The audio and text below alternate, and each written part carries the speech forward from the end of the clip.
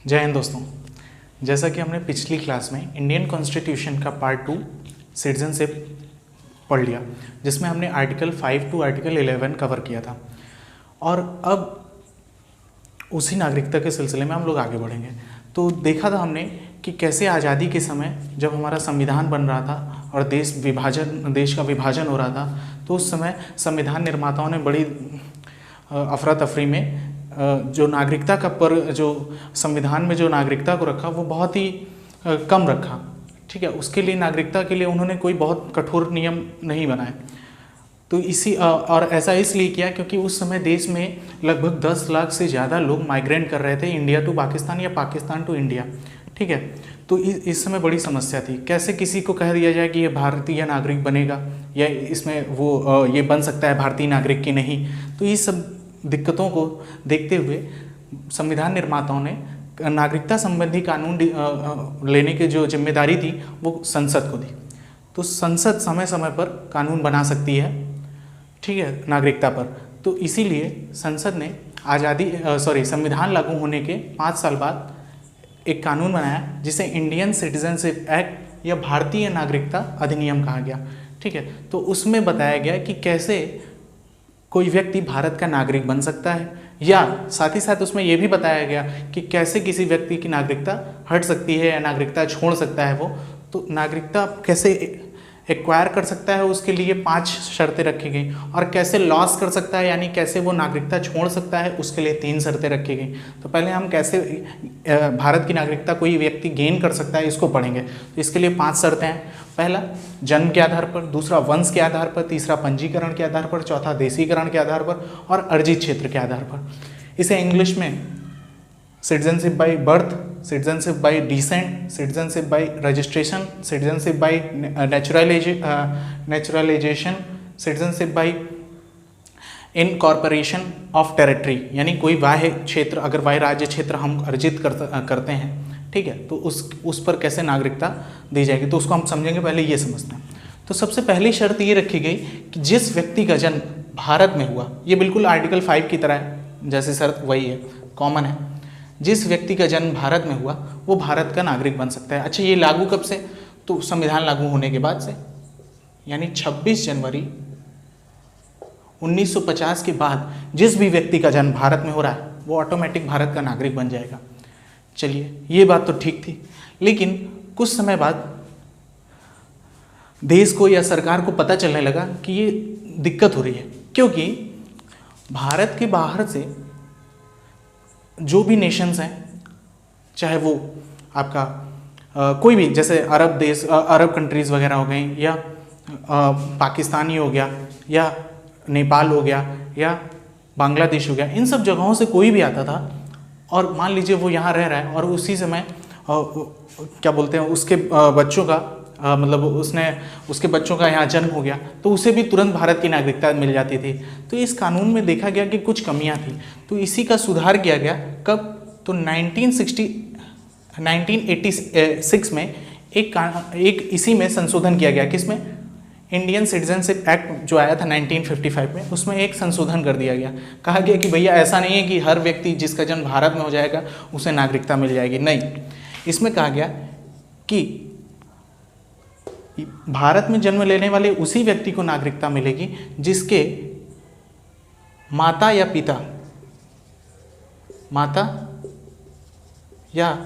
पिता में से कोई एक इंडियन होगा। ठीक है, ऐसा होता रहा है तो पता चला कोई भी बाहर से घूमने आ रहा है, पता चला यहीं प्रेग्नेंट है और वो यहीं पास उसे कोई उसे बच्चा हो जाता है, तब वो क्या भारत की नागरिकता मिल जाएगी? तो ऐसा करके तो बड़ी दिक्कत हो जाएगी। तब सरकार को पता चला, और ये बताइए संविधान लागू होने के इतने साल बाद इनको पता चला कि इन्होंने 1986 में एक संविधान संशोधन किया। किस पर? नागरिकता संबंधी संशोधन किया। और ये क्वेश्चन पूछेगा कि पहला नागरिकता संबंधी पहला संशोधन कब किया गया? तो 1986 में किया गया। किस लिए?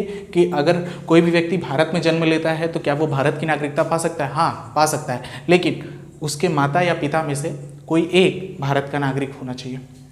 ठीक है, अब ये भी ठीक चल रहा था, और इसी में फिर एक अमेंडमेंट आया, यानी संशोधन हुआ। कब? 2003 में। 2003 में ये संशोधन हुआ कि कोई भी व्यक्ति भारत का नागरिक बन सकता है जब उसके माता या पिता इंडियन हो। लेकिन अब इसमें कहा गया कि ऐसा नहीं है कि कोई भी जिसके माता या पिता में से कोई इंडियन हो। इसमें कहा गया कि दोनों पेरेंट्स इंडियन होने चाहिए, यानी जिस व्यक्ति का जन्म भारत में हो रहा है उसके दोनों पेरेंट्स इंडियन होने चाहिए, ठीक है।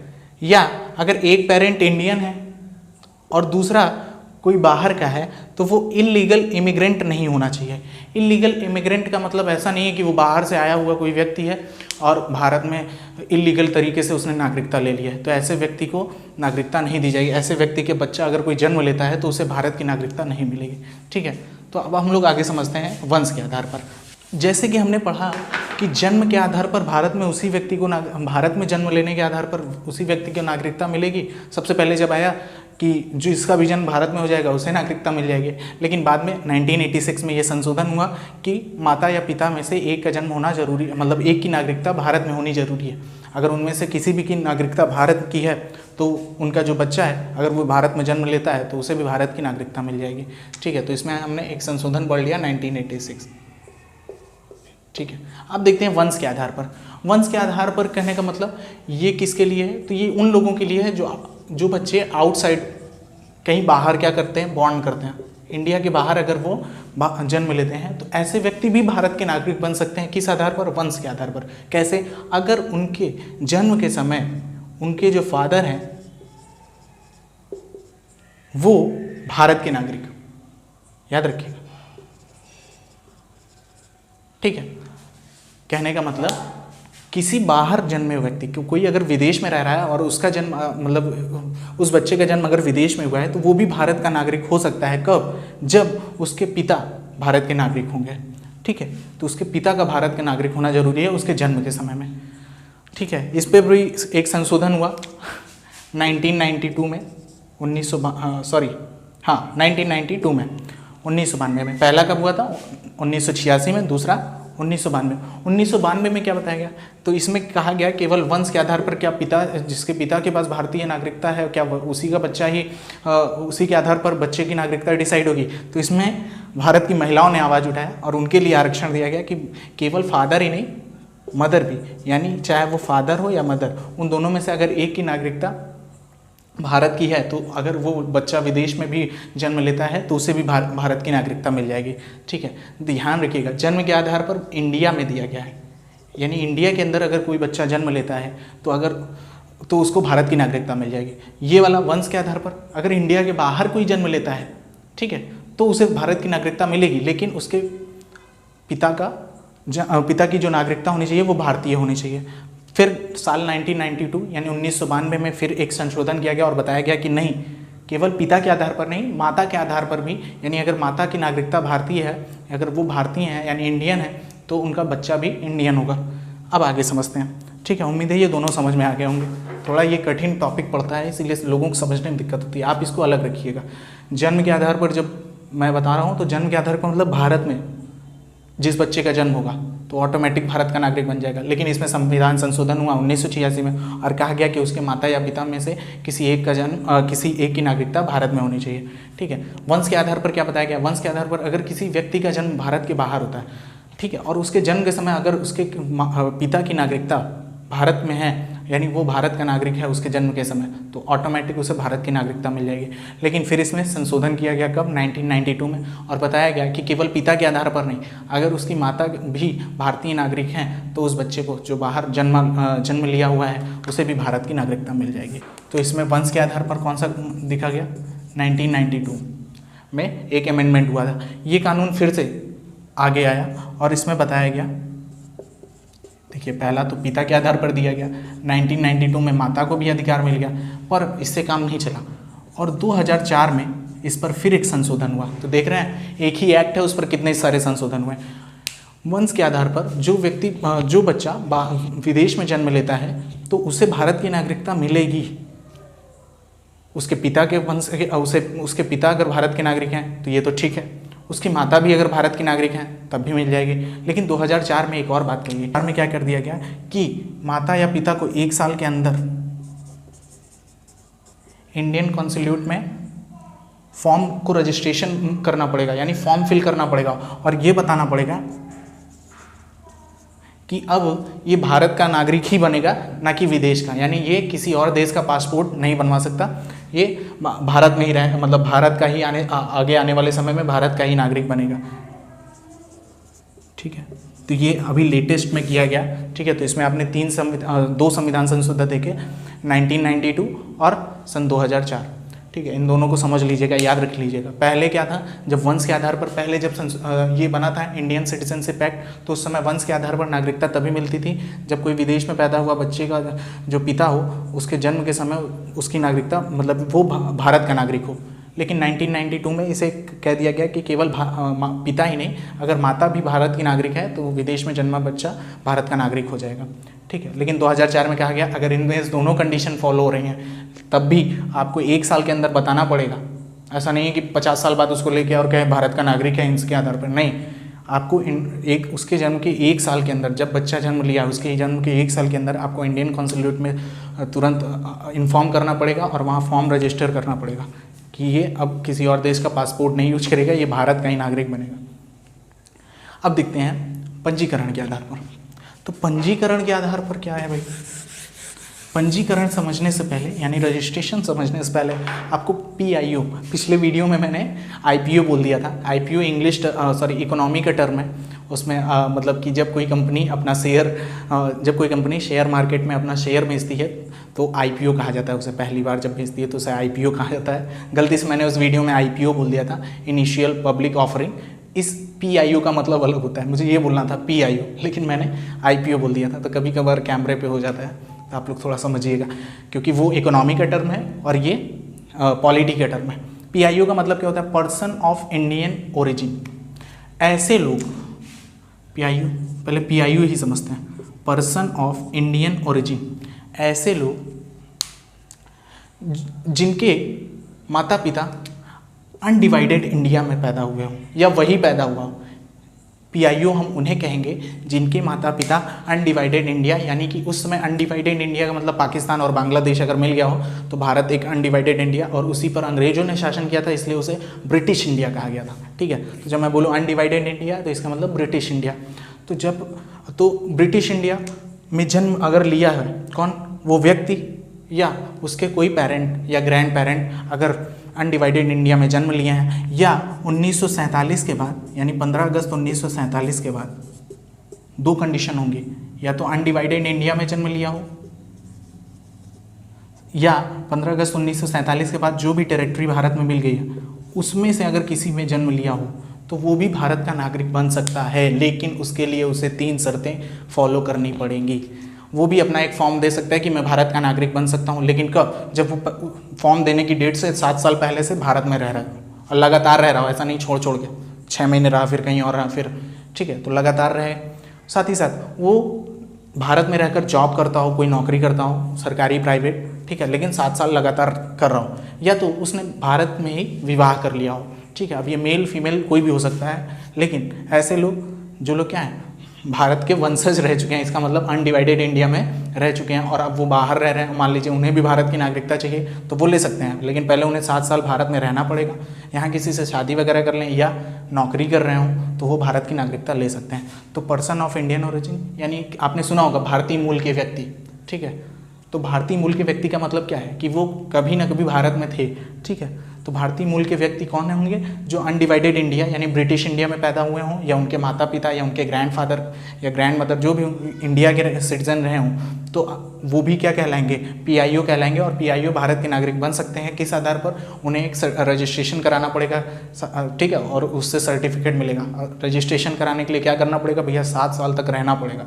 ठीक है, या नौकरी करिए या तो शादी कर लीजिए, लेकिन 7 साल तक कंटिन्यू रहिए। ठीक है, तो इन्हीं को क्या मिलेगा, पंजीकरण के आधार पर भारत की नागरिकता मिलेगी। ठीक, अब आगे समझते हैं। अब आता है देशीकरण के आधार पर। ये बढ़िया अच्छी नागरिकता है, इससे कोई भी विदेश का व्यक्ति ले सकता है। तो देशीकरण के आधार पर, देशीकरण के आधार का मतलब क्या होता है, इस नियम के तहत भारत में कोई भी व्यक्ति नागरिकता ले सकता है अगर उसे भारत में कम से कम वो 10 साल तक रह चुका हो। ठीक है, भारत में 10 साल तक रह चुका हो और वो जाके सेंट्रल गवर्नमेंट को तो कहे कि मैं इस देश का नागरिक बनना चाहता हूँ, यानी फॉर्म फिल करे।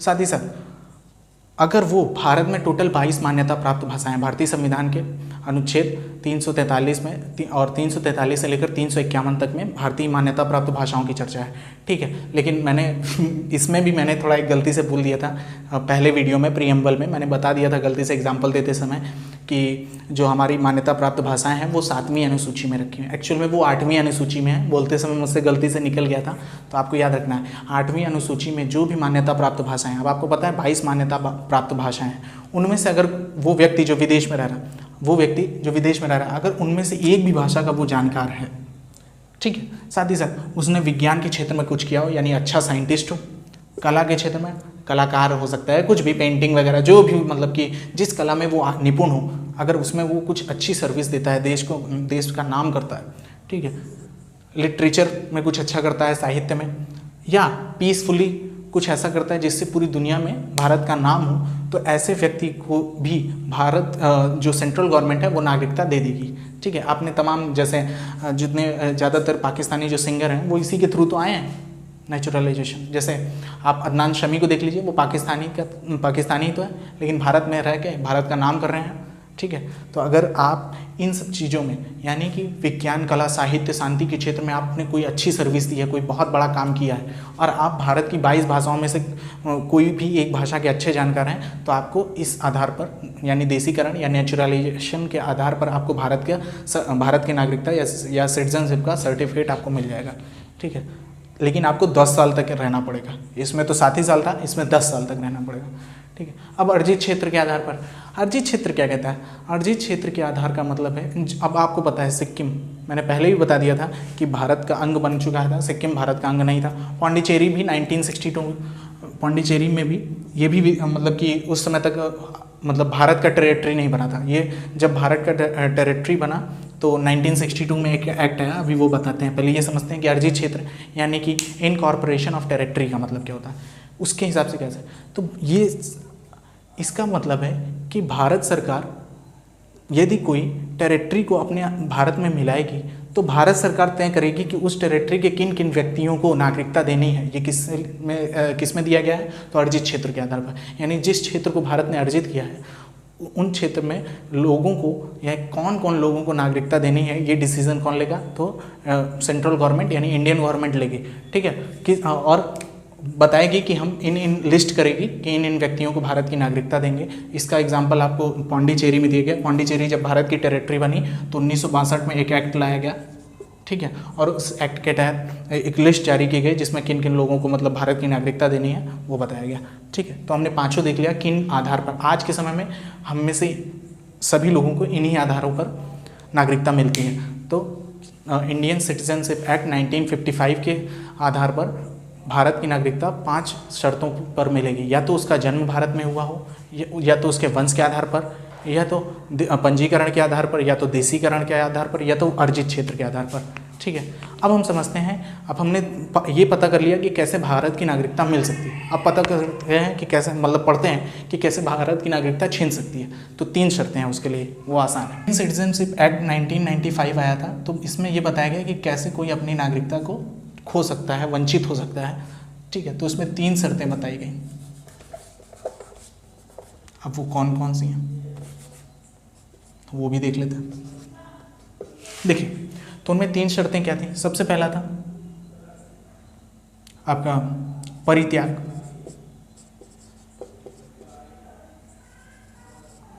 उसके बाद पर्यावसान, बड़ा कठिन वर्ड है, मुझे भी मीनिंग नहीं समझ में आती इसकी। तीसरा, वंचित कर दिया गया। अच्छा, इसको आप इंग्लिश में याद कर लेंगे तो ज़्यादा फायदे में रहेंगे।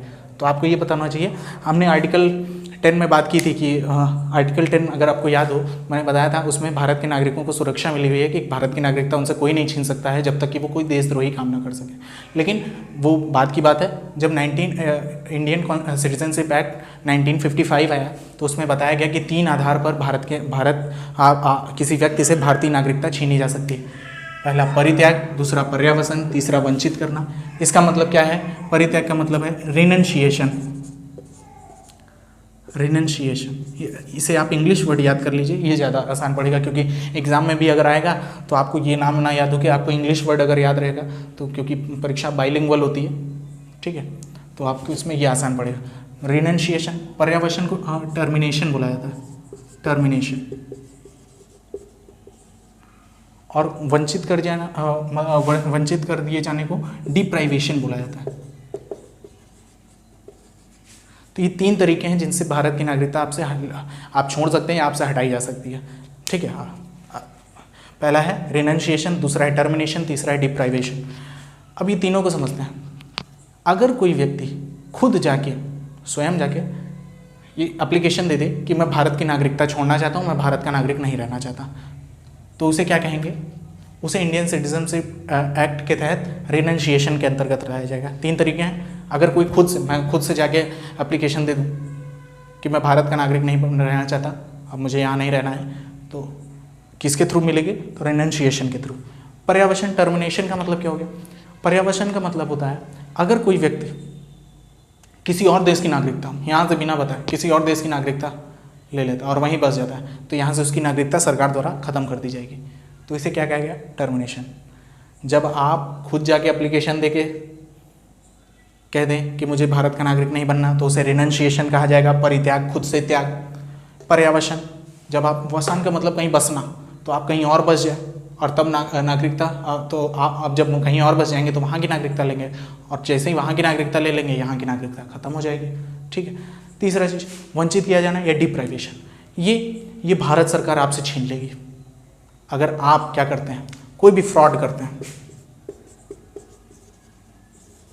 यानी आप इसमें वही वाला आर्टिकल 10 काम करता है। अगर आप कोई देशद्रोही काम करते हैं, यानी आप देश की कोई खुफिया जानकारी लीक करते हैं दूसरे देश से, या हमारा किसी देश से, मान लीजिए चाइना से या पाकिस्तान से युद्ध चल रहा है और उस समय आप देश की खुफिया चीज़ों को उनसे शेयर कर रहे हो, तो इन सब चीज़ों को देखते हुए आपकी नागरिकता तुरंत सरकार छीन लेगी, ठीक है। और जैसे ही नागरिकता छीनेगी आपके पास कुछ बचेगा नहीं, क्योंकि नागरिकता खत्म, आधार कार्ड खत्म, पैन कार्ड खत्म, बैंक अकाउंट खत्म, बैंक अकाउंट खत्म, पैसा खत्म, ज़मीन के कागजात खत्म, रजिस्ट्री खत्म, आप बिल्कुल छुट्टा सांड, मतलब आपके पास कुछ नहीं बचेगा, ठीक है।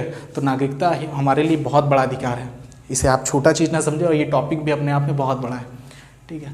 तो उम्मीद है ये समझ में आ गया होगा। जब आप अपने से नागरिकता छोड़ दें तो उसे रिनंशिएशन कहा जाता है, ठीक है। जब आप किसी और देश में बस जाएं और वहाँ की नागरिकता ले लें तो उसे टर्मिनेशन कहा जाता है। जब गवर्नमेंट आपके खुद ही नागरिकता, आपके कुछ ऐसे काम हो उल जलूल, आप अगर फ्रॉड करके नागरिकता ले लेते हो भारत के, आपके डॉक्यूमेंट मतलब स्कैम वाले रहते हैं, मतलब गलत सलत फर्जी बढ़ा करके आप अगर भारत की नागरिकता ले लेते हो, तो उसके तहत भी आपको डिप्राइवेशन कर दिया जाएगा, आपको नागरिकता से वंचित कर दिया जाएगा।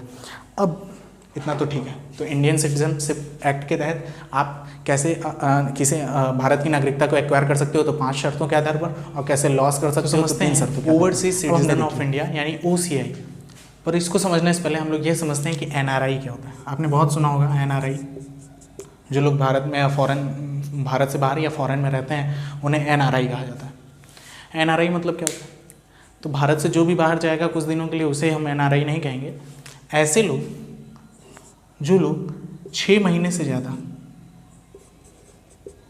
ऐसे लोग जो लोग 6 महीने से ज़्यादा कहाँ, शिक्षा के क्षेत्र में, या शिक्षा के लिए, या पर्यटन के लिए, यानी घूमने फिरने ट्रैवलिंग करने गए हैं, या नौकरी करने गए हैं। ज़्यादातर लोग तो नौकरी करने के उद्देश्य और शिक्षा के उद्देश्य से विदेश जाते हैं, ठीक है। और अगर वो 6 महीने से ज़्यादा इन सब के लिए विदेश में रह चुके हैं, तब हम उन्हें NRI कहेंगे। ऐसा नहीं कि मैं 10 दिन के लिए घूमने चला जाऊँ विदेश तो मुझे NRI कह दिया जाएगा। NRI नहीं, मैं भारत का ही नागरिक रहूँगा, ये भी भारत के नागरिक रहेंगे। NRI बनने का मतलब है भले ये 6 महीने या 2 साल 1 साल से ज़्यादा के लिए भारत से बाहर रह रहे हैं, लेकिन ये भारत के नागरिक रहेंगे। इसका मतलब ये भारत में वोट दे सकते हैं किसी पार्टी को, ये खुद की पार्टी बना सकते हैं, ठीक है। ये सारे अधिकार इनके पास रहेंगे, ठीक है। अब NRI का मतलब क्या होता है? तो नॉन रेजिडेंस इंडिया, यानी जो भारत में नहीं रह रहा है उसे नॉन रेजिडेंट इंडिया का है। अब NRI, अब ऐसे NRI जो वहीं जाकर के बस गए, यानी कि अगर आप समझिए, ये NRI जाएंगे वहाँ पैसा कमाएंगे, नौकरी करेंगे, पैसा कमाएंगे, सारा कुछ केवल अपना जेब खर्च छोड़ के बाकी सारा पैसा भारत भेजेंगे। इससे गवर्नमेंट ऑफ इंडिया को तो बड़ा फ़ायदा हो रहा था, बढ़िया चल रहा था, क्योंकि आपको पता है पूरी दुनिया में सबसे ज़्यादा अगर कहीं कहीं पर पूरी दुनिया में अगर सबसे ज़्यादा किसी देश के लोग कहीं पर फैले हुए हैं और नौकरी करके भारत में कहीं पैसा दे रहे हैं तो वो देश भारत है।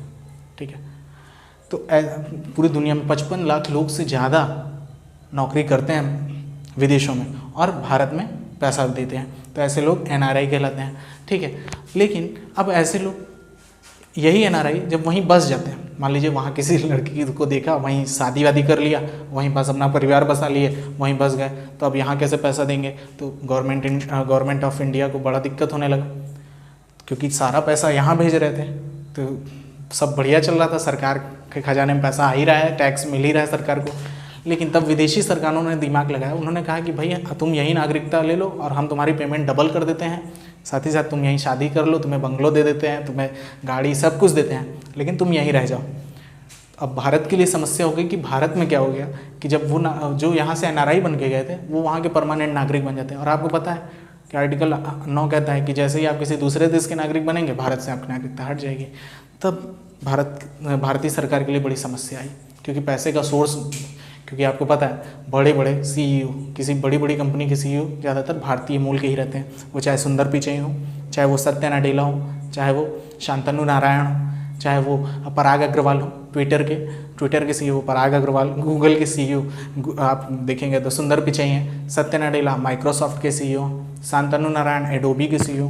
तो ऐसे करके देख रहे हैं, तो बड़े बड़े जो भी कंपनीज़ हैं उनके CEO, इनके पास इनकी जो मंथली पेमेंट होती है वो डॉलर में होती है, $1 मिलियन में होती है, मतलब अरबों रुपए कमाते हैं ये लोग। तब अब बताइए, ये सब तो वहीं रखेंगे क्योंकि वहीं के नागरिक बन चुके हैं, अब ये भारत के नागरिक नहीं हैं। तब भारत सरकार ने सोचा कि क्या किया जाए, तो उन्होंने एक नई नागरिकता बना दी।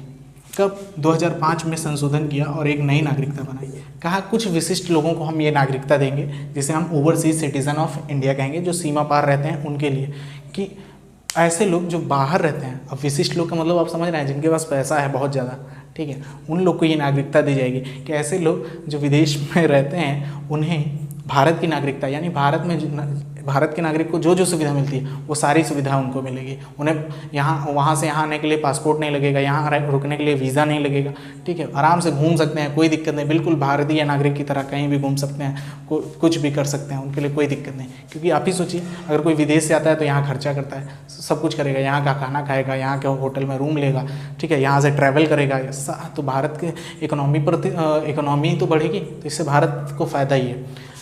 और अगर ये बड़े बड़े लोग भारत में आते हैं तो अगर अपना कुछ % भी दान देते हैं तो भारत के समझिए एक राज्य का बजट है वो, ठीक है।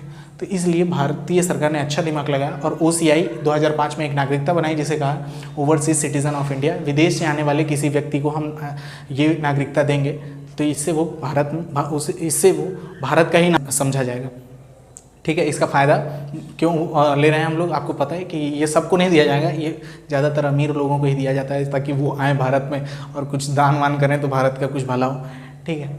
इसके बाद अब हम आज के लिए इतना ही रखते हैं। इसके अगले वीडियो में अब हम लोग पढ़ेंगे जो अभी 2019 में बड़ा ही चर्चित विषय था, NRC, CEA, ठीक है, NPR, इन सब 3 टॉपिक को हम समझेंगे।